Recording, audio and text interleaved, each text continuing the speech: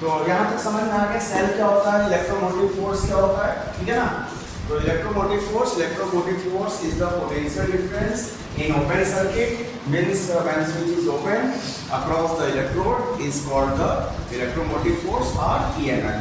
EMF is represented by E, small e. EMF is represented by E, okay. और एक चीज और लिखना, लाइन चेंज करके, the unit of EMF is volt. The unit of EMF is volt. The unit of EMF is volt.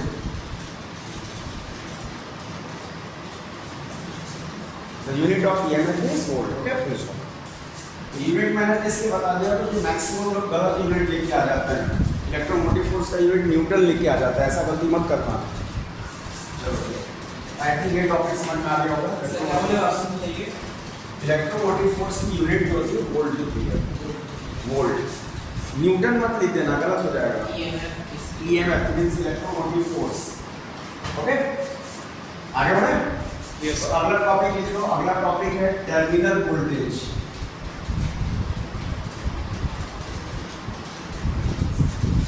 अगला topic है terminal voltage.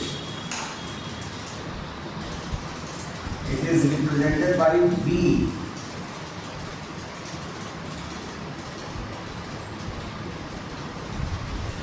V से represent किया जाता है,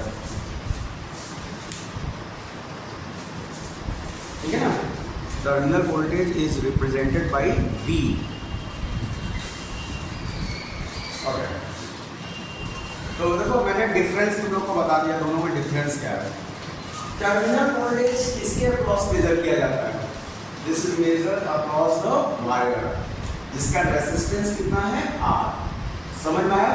लेकिन बताओ ये टर्मिनल वोल्टेज तुमको यहाँ पे तभी मिलेगा जब ये स्विच क्या होना चाहिए, क्लोज होना चाहिए। जब स्विच क्लोज होगा तभी ना यहाँ पे करंट फ्लो होगा। अब बताओ जब करंट फ्लो होगा तो तुम्हें यहाँ पे क्या मिलेगा, वोल्टेज। और ये वोल्टेज क्या होगा, V = IR। समझ में आया ना। तो अगर मान लो सपोज अगर स्विच ओपन है तो क्या इसमें करंट फ्लो होगा, नहीं। तो उस कंडीशन में तब यहाँ वोल्टेज कितना हो जाएगा, 0 हो जाएगा। It means terminal voltage across the wire is possible when there is a flow of current and switch is closed. ठीक है। तो तुम्हें पता है कि जब ये अमोनियम आयन यहाँ पे जा रहा है तो मतलब ये अमोनियम आयन अपना एक चार्ज यहाँ पे रिलीज करेगा, एक इलेक्ट्रॉन रिलीज करेगा, और वो इलेक्ट्रॉन किधर जाएगा, from cathode to anode.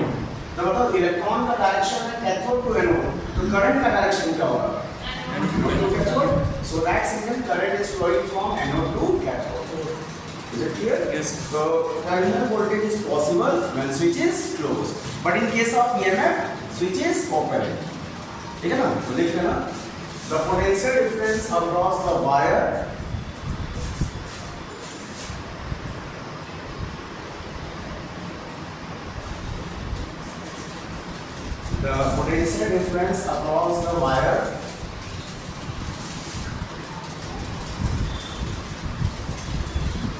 between the electrodes when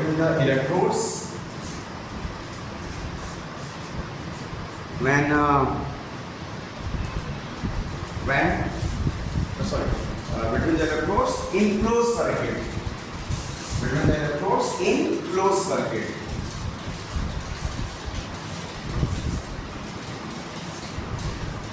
In closed circuit, okay. Bracket में लिख लेना, switch is closed.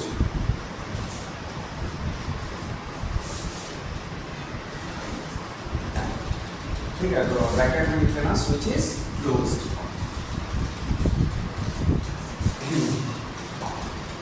Comma is called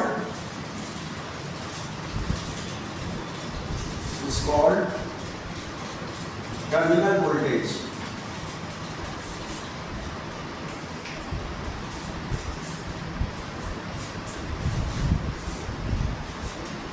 ठीक है, full stop. The unit of terminal voltage is volt. The unit of terminal voltage is volt.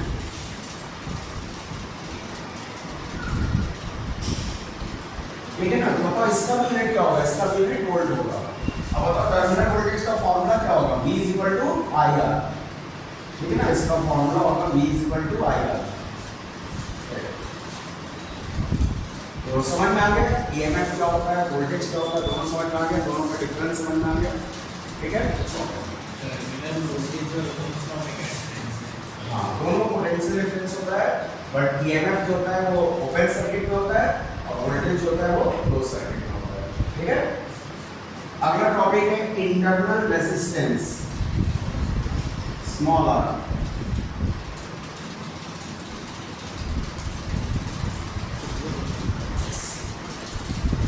ठीक है ना, internal resistance को small are से रिप्रेजेंट किया जाता है, ठीक है। ध्यान रखना, ये जो कैपिटल आर जो है इसको बोला जाता है एक्सटर्नल रेजिस्टेंस, और ये जो स्मॉल आर होता है इसको क्या बोला जाता है इंटरनल रेजिस्टेंस। अब देखो दोनों में डिफरेंस क्या है, दोनों में डिफरेंस क्या है। जैसे कि बताओ यहाँ पे जो तुमने इलेक्ट्रोड को यहाँ पे डाला है और इन द सॉल्यूशन, तो बताओ ये सॉल्यूशन आयनाइज हो रहा है, क्यों? यस सॉल्यूशन आयनाइज हो रहा है और आयंस फ्लो कर रहा है। पॉजिटिव आयन किधर जा रहा है, कैथोड पे जा रहा है, नेगेटिव आयन कहाँ पे जा रहा है, एनोड पे जा रहा है। तो चार्ज का फ्लो हो रहा है। तो बताओ जब चार्ज का फ्लो हो रहा है तो सॉल्यूशन की प्रॉपर्टी होती है कि ये फ्लो ऑफ चार्ज का अपोज करता है। सॉल्यूशन की एक प्रॉपर्टी होती है कि ये फ्लो ऑफ चार्ज का अपोज करता है। तो सॉल्यूशन की इस प्रॉपर्टी को क्या बोला जाता है, इंटरनल रेजिस्टेंस। भाई रेजिस्टेंस के बारे में आपने ही ना पढ़ा है, यस रेजिस्टेंस का ही ना होता है प्रॉपर्टी, ठीक है। तो समझ में आया। तो जरा ये बताओ यहाँ पे नंबर ऑफ आयंस कम है, भाई अमोनियम क्लोराइड जो होता है क्या है, वीक इलेक्ट्रोलाइट। यस तो वीक इलेक्ट्रोलाइट का मतलब कि आयन का डिसोसिएशन कम हो रहा है। तो बताओ आयन का डिसोसिएशन कम हो रहा है तो मतलब नंबर ऑफ आयंस कम है।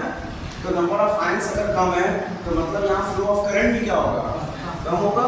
तो मींस इंटरनल रेजिस्टेंस की वैल्यू भी क्या होगी, कम होगी। So that's reason the value of internal resistance of electrolyte is always very small and this is in between 0 to 1 ohm.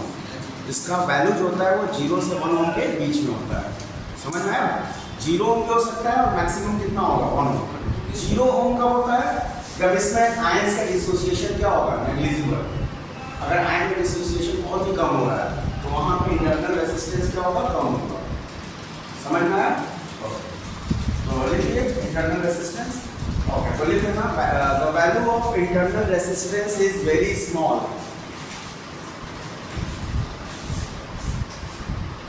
The value of internal resistance is very small.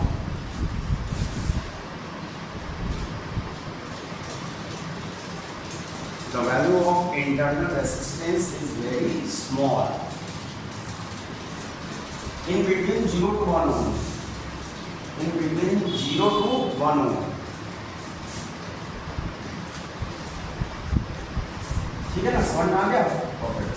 तो मैंने 3 चीज बता दिया। पहला ईएमएफ क्या होता है, दूसरा वोल्टेज क्या होता है और तीसरा इंटरनल रेजिस्टेंस। और ध्यान रखना ये जो सेल वाला टॉपिक पढ़ रहे हो ना, इसमें ये तीनों बहुत इंपॉर्टेंट है। ये क्योंकि अगर जब फॉर्मूला जब बताएंगे तो फॉर्मूले में ये तीनों टर्म्स यूज होता है, ठीक है। तो कंफ्यूज मत होना कि इंटरनल रेजिस्टेंस क्या है, ईएमएफ क्या है, वोल्टेज क्या है, ठीक है। ठीक है, आगे बढ़ें। तो अगला टॉपिक है जो ना circuit diagram. Circuit diagram of cell.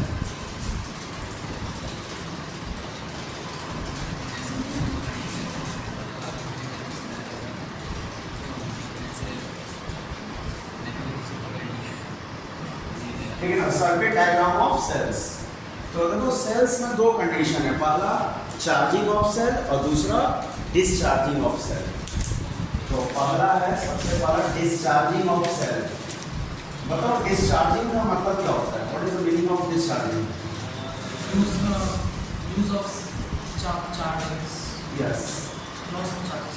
हाँ, loss of charges means current जो है वो सेल से बाहर निकल रहा है ना, करंट सेल से ड्रॉ हो रहा है। लाइक एज एग्जांपल, जैसे मान लो सपोज ये सेल दिया हुआ है, इसका ईएमएफ कितना है ई और इसका इंटरनल रेजिस्टेंस कितना है R, and this is connected to the wire. Wire का रेजिस्टेंस कितना है, कैपिटल आर, ठीक है ना। और वायर के क्रॉस वोल्टेज कितना है, वी, तो बताओ यहाँ करंट सेल से बाहर निकल रहा है, current flow from the positive terminal of cell. तो ये कंडीशन क्या है, डिस्चार्जिंग। भाई जैसे आपको मोबाइल यूज़ करते हो ना, तो मोबाइल जब डिस्चार्ज होता है तो बोलते हो ना कि मोबाइल जो है डिस्चार्ज हो गया। मोबाइल डिस्चार्ज होने का मतलब कि चार्ज जो है वो इसके बैटरी से क्या हो रहा है, बाहर निकल रहा है। सेम इसी तरह से चार्ज या करंट अगर बाहर निकल रहा है तो क्या कहलाएगा, डिस्चार्जिंग ऑफ सेल। ठीक है ना। तो बताओ ये सेल का ईएमएफ है और ये सेल का इंटरनल रेजिस्टेंस है, और ये क्या है, एक्सटर्नल रेजिस्टेंस ऑफ वायर। ठीक है।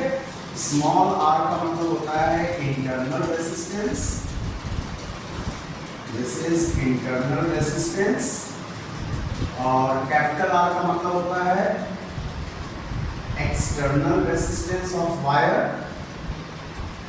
एक्सटर्नल रेजिस्टेंस ऑफ वायर, और ई का मतलब होता है ईएमएफ ऑफ सेल, और वी का मतलब होता है terminal voltage across the wire, terminal voltage across the wire. ठीक है।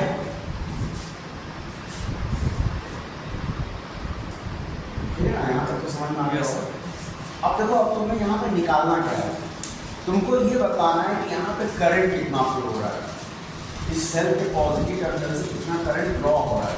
ठीक है ना। तो जरा ये बताओ, ओम्स लॉ में तुम्हें पढ़ा होगा कि टोटल करंट होता है वो क्या होता है, किसके इक्वल होता है?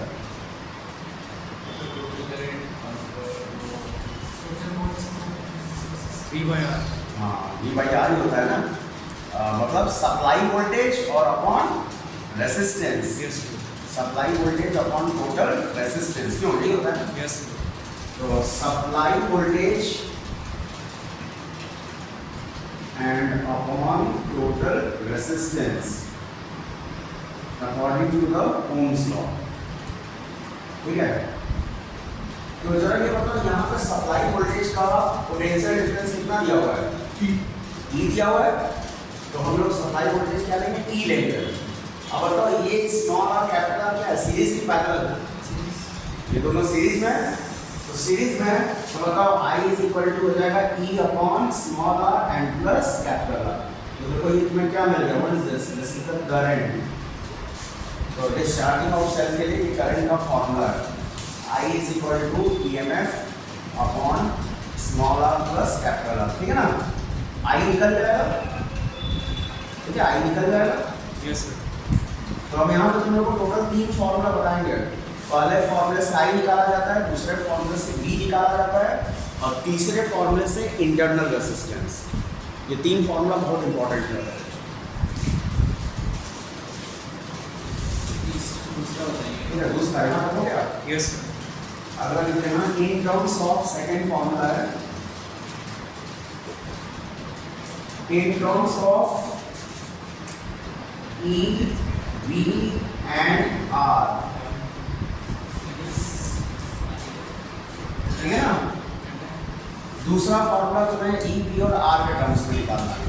तो जरा बताओ, इसको क्रॉस मल्टीप्लाई कर सकते हैं? तो बताओ, अगर क्रॉस मल्टीप्लाई करेंगे तो E इज इक्वल टू आएगा I into capital R and plus I into small r। ठीक है ना। बताओ I इंटू कैपिटल R किसके इक्वल हो जाएगा? P। हाँ, ये किसके क्रॉस है, ये तो वायर के क्रॉस है ना। हाँ, तो V के इक्वल हो जाएगा। भाई ओम्स लॉ सबको पता है ना। Yes sir. तो across the wire V is equal to I into capital R होता है। तो ये हो जाएगा, therefore E is equal to मिल गया V प्लस IR, या V इज इक्वल टू आएगा E माइनस IR। तो बताओ इस फॉर्मूले से तुमको क्या मिल जाएगा, what is this, terminal voltage across the cell, terminal voltage across the cell. ठीक है। इसको डिराइव करना होगा कि नहीं? ये सब डिराइव करने में नहीं आएगा, हमको इसका फॉर्मूला बता रहा है। तो हम पढ़ रहे हैं। हाँ, ये केवल तुम लोग का फॉर्मूला याद रखना है, इस पर क्वेश्चन आ सकता है। अभी 2-3 न्यूमेरिकल में लगवा देंगे।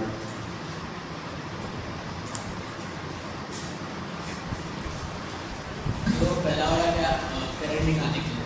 ये पहला करंट निकालने के लिए, दूसरा वाला टर्मिनल वोल्टेज निकालने के लिए अक्रॉस द सेल या अक्रॉस द वायर। अभी एक और बचा हुआ है,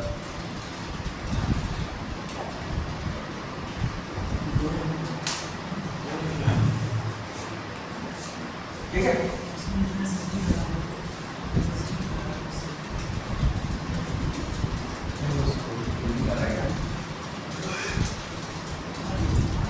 क्या बनने में आ रहा है? घर से आएगा तो डायरेक्ट आ रहा है ना, सब हो गया। चलो कोई बात नहीं, उसको बाद में उसको बात करो। ओके, तो अब बताओ तीसरा हम लोग को क्या निकालना है? स्मॉल आर निकालना है, ठीक है ना। तो स्मॉल आर निकालना है, तो third formula for internal resistance small are,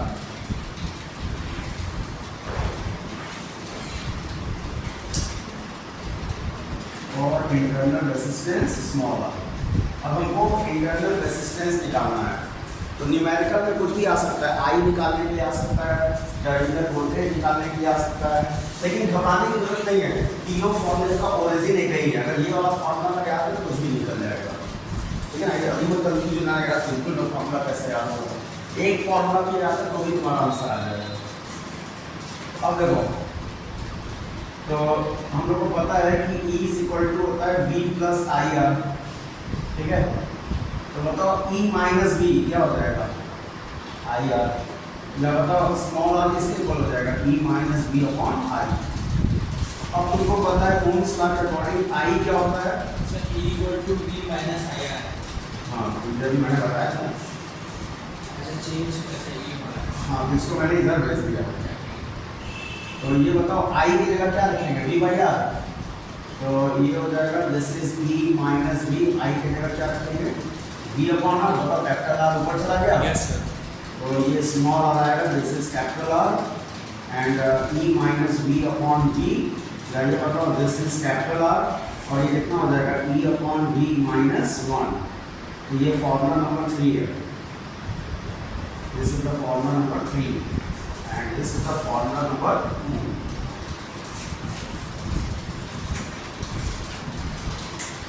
ठीक है, समझ में आ गया? तो ये तो था this is the discharging of cell. तो डिस्चार्जिंग ऑफ सेल के लिए मैंने 3 फॉर्मूला बता दिया।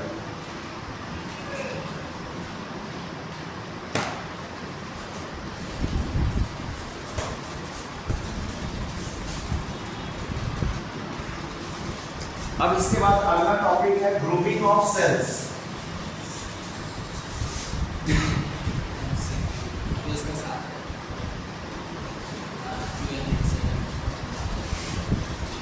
मैंने कैलकुलेट किया था। सही किया।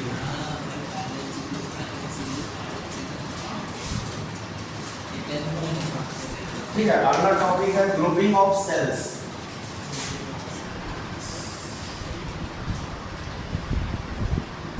इसमें कुछ न्यूमेरिकल हम तुम लोग को ग्रुप में भेज देंगे, कर लेना सेल्स वाला टॉपिक, ठीक है ना।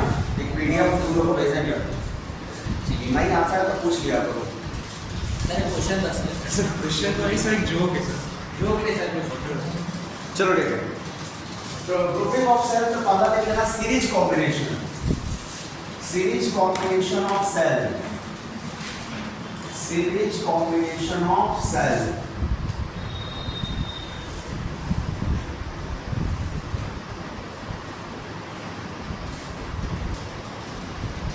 ठीक है ना, सीरीज कॉम्बिनेशन ऑफ सेल।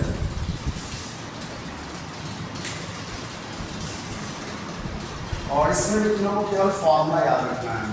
हम तुम लोग को मैथड भले ही बताते रहे, लेकिन मैं तुम लोगों को फॉर्मूले पे ज़्यादा ध्यान देना है, ठीक है। ठीक है, आगे बढ़े। तो लिख लेना we consider n number of cells, n number of identical cells. We consider n number of identical cells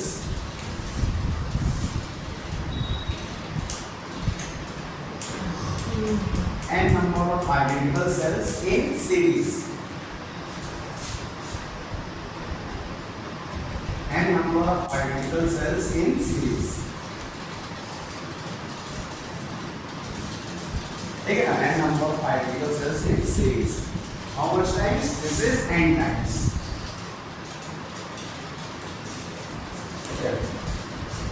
Okay, and this combination of cell and this combination of cell is connected in series and this combination of cell is connected in series with resistance capital R. This combination of cell is connected in series with resistance capital R. ठीक है ना? तो देखो ये पूरा combination जो है इस कैपिटल आर के साथ सीरीज में कनेक्ट किया गया है। ओके, समझ में आ गया? तो बताओ हमको निकालना क्या है, मेन हमारा मोटिव क्या है? हमारा मेन मोटिव है करंट निकालना। चाहे कोई भी कॉम्बिनेशन हो, सब में तुम्हें क्या निकालना है? करंट निकालना है। तो करंट निकालने का वही सेम मेथड वाले क्या निकालेंगे? टोटल ईएमएफ निकालेंगे, यस सर। फिर क्या निकालेंगे? टोटल रेजिस्टेंस निकालेंगे और फिर दोनों को आपस में क्या करेंगे? डिवाइड कर देंगे, आई निकल जाएगा। ठीक है, तो जरा बताओ टोटल ईएमएफ, ओके। तो जरा बताओ एक सेल का ईएमएफ कितना है? ई। दो सेल का कितना होगा? 2E। तीन सेल का क्या होगा? 3। एन नंबर ऑफ सेल का क्या होगा? E हो जाएगा। तो टोटल ईएमएफ हम लोग लेंगे, दिस इज NE। ठीक है ना? टोटल ईएमएफ क्या? This is NE। N क्या है? Number of cell. अब हम क्या निकालेंगे? Total internal resistance. तो बताओ यहाँ इंटरनल रेजिस्टेंस क्या है? सीरीज में कि पैरेलल में? सीरीज में। तो total internal resistance NR sir. तो टोटल इंटरनल रेजिस्टेंस तो बताओ ये कितना हो जाएगा? This is suppose this is the in series combination. तो बताओ R plus how much times? This is n times. तो बताओ ये n टाइम्स है, तो ये टोटल इंटरनल रेजिस्टेंस जो आएगा कितना आएगा? NR। Is it clear? This is NR। अब बताओ ये पूरा कॉम्बिनेशन कैपिटल आर के साथ क्या है? सीरीज की पैरेलल? ये पूरा कॉम्बिनेशन जो है कैपिटल आर के साथ क्या है? सीरीज में है। तो सीरीज में है, तो अब हम निकालेंगे टोटल रेजिस्टेंस। तो टोटल रेजिस्टेंस निकालने के लिए क्या करेंगे? बताओ ये जो इंटरनल रेजिस्टेंस है इसमें प्लस कैपिटल आर क्या करेंगे? ऐड करेंगे। ठीक है ना? क्यों ऐड कर रहे हैं समझ में आ गया? तो सीरीज में। अब बताओ अब हमें करंट निकालना है, टोटल करंट। तो टोटल करंट जो होगा दिस इज टोटल ईएमएफ और बताओ और क्या होगा? अपॉन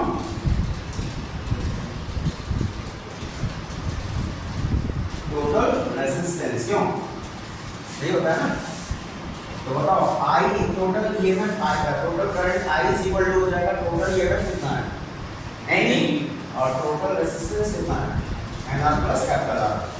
तो ये आ जाएगा this is NE upon NR plus capital R। तो ये I निकल गया।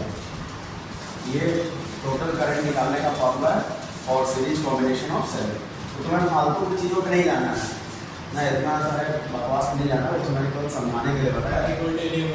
नेक्स्ट तुम लोग को फॉर्मूला याद रखना है। Yes sir.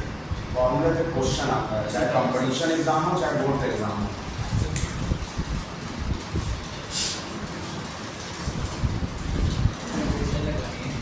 लगवा रहा है, एक मिनट पहले थ्योरी बता रहे।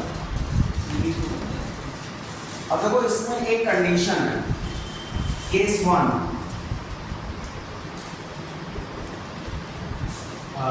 for maximum current, condition of maximum current,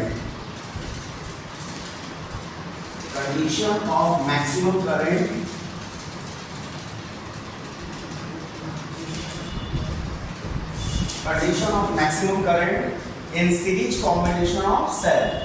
तो जरा बताओ I यहाँ पे मैक्सिमम कब होगा? ये बताओ ये करंट मैक्सिमम कब होगा?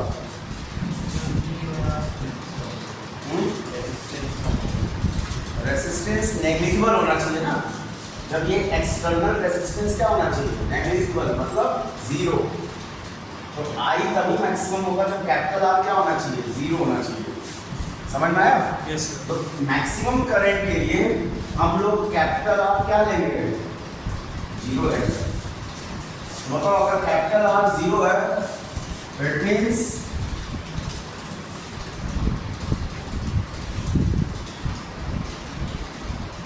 कैपिटल आर अगर जीरो है तो हम लोग को पता है कि I इज इक्वल टू होता है N P upon N R plus capital are.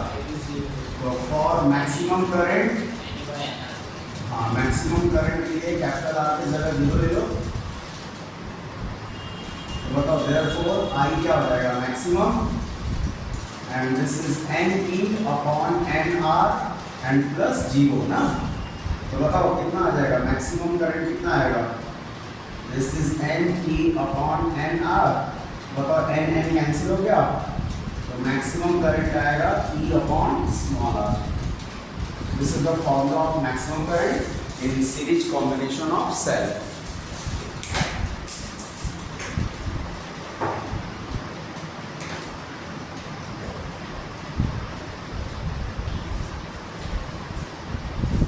ठीक है ना, आई थिंक ये सब तुम लोगों को समझ में आ रहा होगा। Yes sir. अब देखो इस पर तुम लोगों को कुछ न्यूमेरिकल दे रहे हैं ना, तो जरा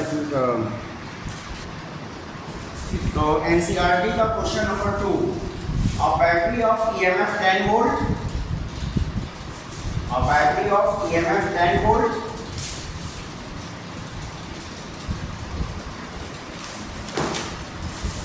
हो गया, a battery of EMF 10 volt, okay done, and internal resistance 3 ohm, and internal resistance 3 ohm is connected to a resistor,